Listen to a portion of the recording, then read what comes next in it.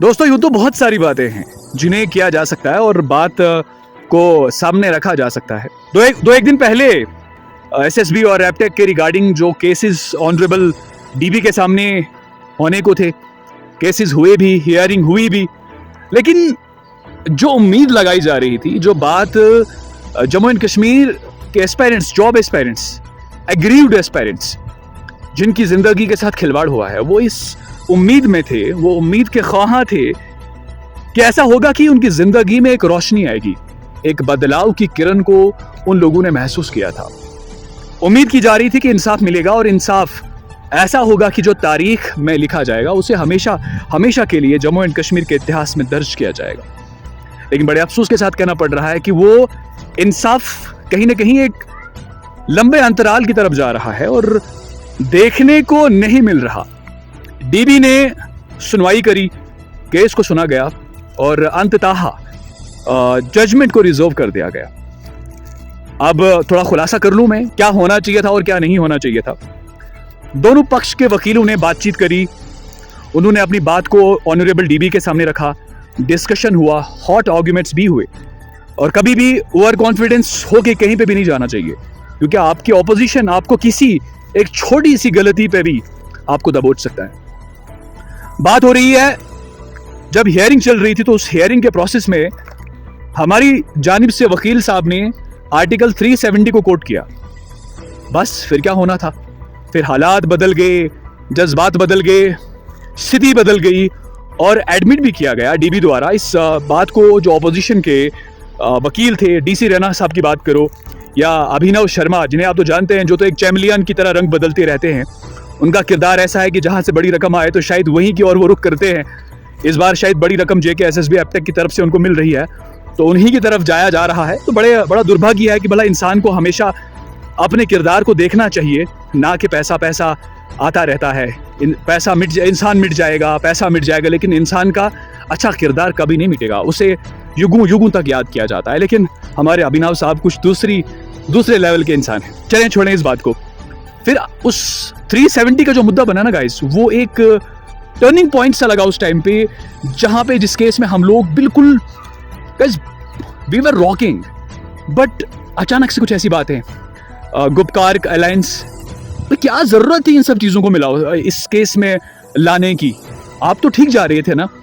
और जो माहौल एपटेक ने, जेके एसएसबी ने पूरी जम्मू एंड कश्मीर में बना के रखा हुआ, और यहाँ तक कि एपटेक ने बाकी दिगर राज्यों के अंदर भी तबाही, डर और हिरास, करप्शन, स्कैम्स का माहौल बना के रखा हुआ है। और हत्ता तक के रिसेंट में कुछ दिन पहले हमारा जो टूटा हुआ भिन्न अंग यूटी लेह लद्दाख की, वहां पर भी ज्यादतियां एस्टैब्लिश करना शुरू कर दी, स्कैम्स, पेपर लीक, और कुछ बंदों को अरेस्ट भी कर दिया गया। तो क्या जरूरत थी? क्या हमारे वकील कुछ ओवर कॉन्फिडेंस में आके उन्होंने एफिडेविट पे लिख दिया 370 की बात करके? क्या ये गलती हमें महंगी पड़ सकती है? एक बहुत बड़ा सवालिया निशान। लेकिन चलें, अभी भी हमारा जो यकीन है जुडिशरी पे वो जिंदा है, और वो बाकी जो फैक्ट्स हैं उनको मेरिट पे टटोलेंगे और जेके एसएसबी और एपटेक को एक बहुत बड़ी सजा देंगे। हम इस चीज की उम्मीद करेंगे। और गाइस, उसके अलावा बहुत सारे लोग, हमारे में से ही हम ही, एक महबूबा मुफ्ती जी, हमारी former chief minister, PDP political party से जो बिलोंग करती है, उन्होंने एक ट्वीट किया है, पहले भी ट्वीट किया था, और जम्मू एंड कश्मीर की यूथ की बेहतरी की बात कर रहे हैं। मैं उनसे एक सवाल करता हूं इस माध्यम से, क्यों? क्या ये सवाल आपके जहन में तब नहीं आए थे जब आपने बीजेपी के साथ अलायंस किया था? उसी बीजेपी से जिसने जम्मू एंड कश्मीर को तहस नहस कर दिया।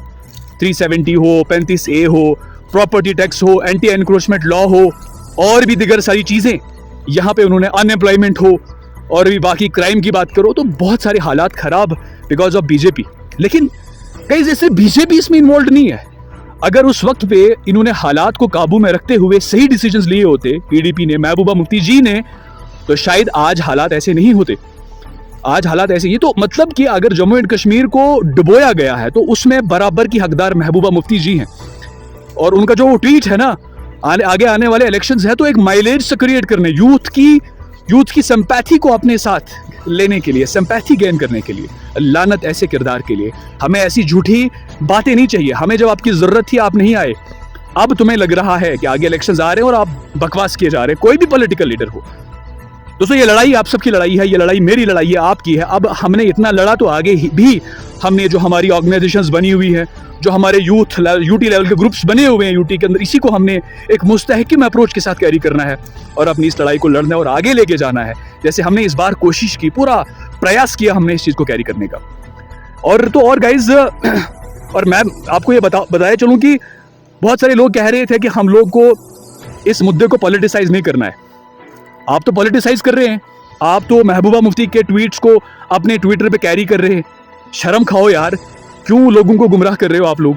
एक साइड आप बोल रहे हैं कि हमने इस मैटर को पॉलिटिसाइज नहीं करना है, ऊपर से आप ये चीज़ कैरी कर रहे हैं। तो भाई मैं कह रहा हूं कि आप करिए, लेकिन एक किरदार वाला पॉलिटिशियन हो जिसने आपके साथ कभी नाइंसाफी अगर अच्छा नहीं किया है लेकिन बुरा भी नहीं किया हो, उसकी बात करिए आप। Mehbooba Mufti is the murderer of Jammu and Kashmir state, is the slayer of the innocents of Jammu and Kashmir, is the main reason behind this destruction, unemployment and responsible for this carnage जो अभी बीजेपी यहाँ पे कर रही है सत्ता में बैठ के सेंटर में वाया एलजी एडमिनिस्ट्रेशन। तो गाइस ये चीज़ें कुछ स्पष्ट हैं जो मैं आपको बता देना चाहता हूँ। अगर आप मैटर को पॉलिटिसाइज करना चाहते हो, किसी के ट्वीट को शेयर करना चाहते हो, तो वो उस पाए का बंदा होना चाहिए, उसमें वो क्रेडिबिलिटी होनी चाहिए कि सिस्टम सुने। अगर आप महबूबा मुफ्ती की बात कर रहे हैं तो गाइज इनकी बात को नहीं सुना जाएगा और आपके केस को और बुरी दिशा में जा सकता है, क्योंकि she has lost her credibility as far as professional political career is concerned.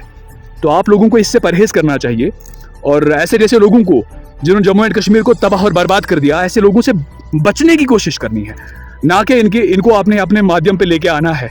अगर आप ऐसा करेंगे तो ये जो भेड़िए बैठे हैं ना, ये और खूंखार हो जाएंगे और अगर कहीं आपको कुछ मिलना भी होता ना तो इनके इंटरवेंशन की वजह से आपको कुछ भी नहीं मिलेगा। बेहतर यही होगा कि आप अपनी लड़ाई को खुद से ही लड़े। अब यहाँ तक आप पहुँचे हैं तो आगे भी इसको ऐसे ही कैरी करें।